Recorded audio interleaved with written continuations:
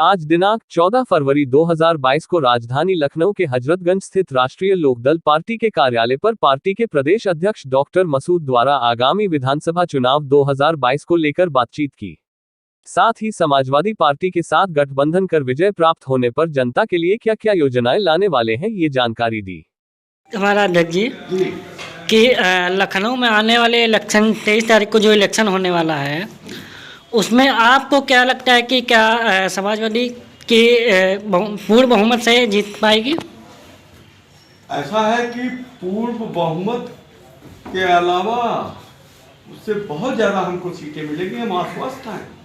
Bharatiya Janata party के जो नेता हैं, वो चाहे मोदी जी हो, चाहे योगी जी हो, चाहे अमित शाह जी हो या अन्य नेता हो, उनकी बॉडी लैंग्वेज से लगता है कि ये हारा हुआ चुनाव लड़ रहे हैं और उन्होंने मान लिया है कि गठबंधन की सरकार आ रही है, वो हार रहे हैं, उनका जाना तय है। और 2022 में योगी जी जाएंगे तो कहा जाता है कि दिल्ली का रास्ता उत्तर प्रदेश के लखनऊ से होकर गुजरता है।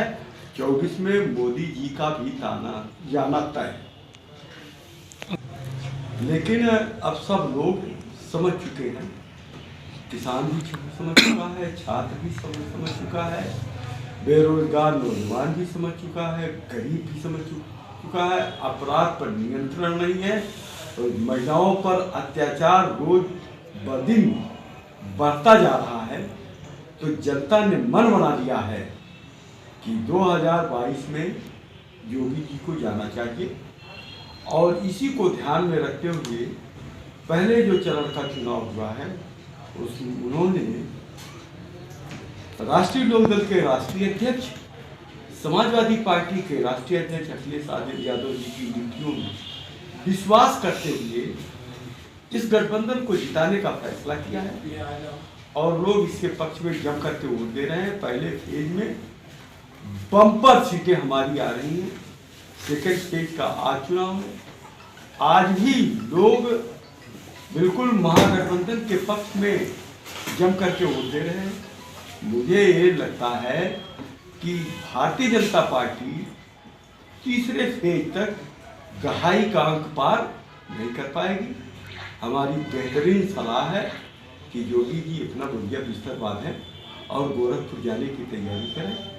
10 तारीख को जो रिजल्ट आएगा वो महागठबंधन के पक्ष में होगा।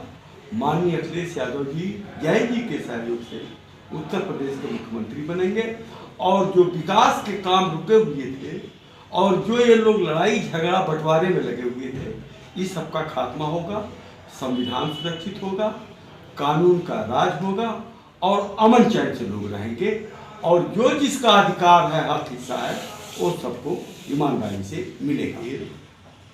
जो खाने के काम आता है वो रसोई से बाहर चला गया है।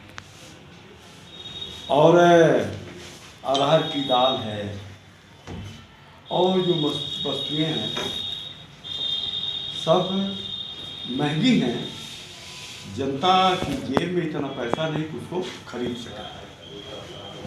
किसान बेहाल है, छात्र जो है वो परेशान है और जो पढ़े लिखे नौजवान हैं नौकरी न मिलने की वजह से बेरोजगार हैं। इस देश की प्रदेश की सरकार उसकी बेरोजगारी का फायदा उठा करके चंद सिक्के दे करके उनको आवारा और अपराधी बनाने में लगे।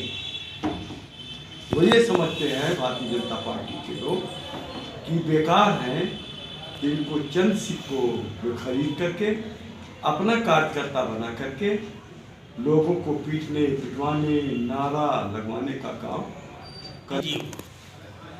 और पहले फेज का चुनाव हो गया, वोट पड़ गया।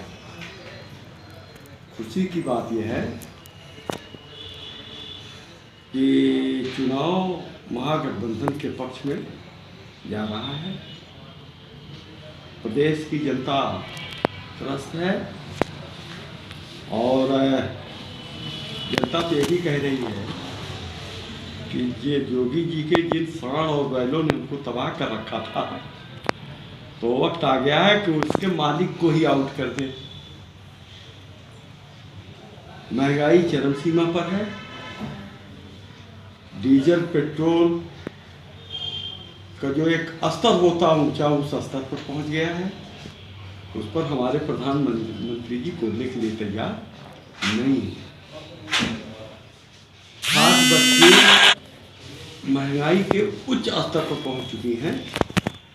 पेट्रोल डीजल के साथ साथ खाद्यान्न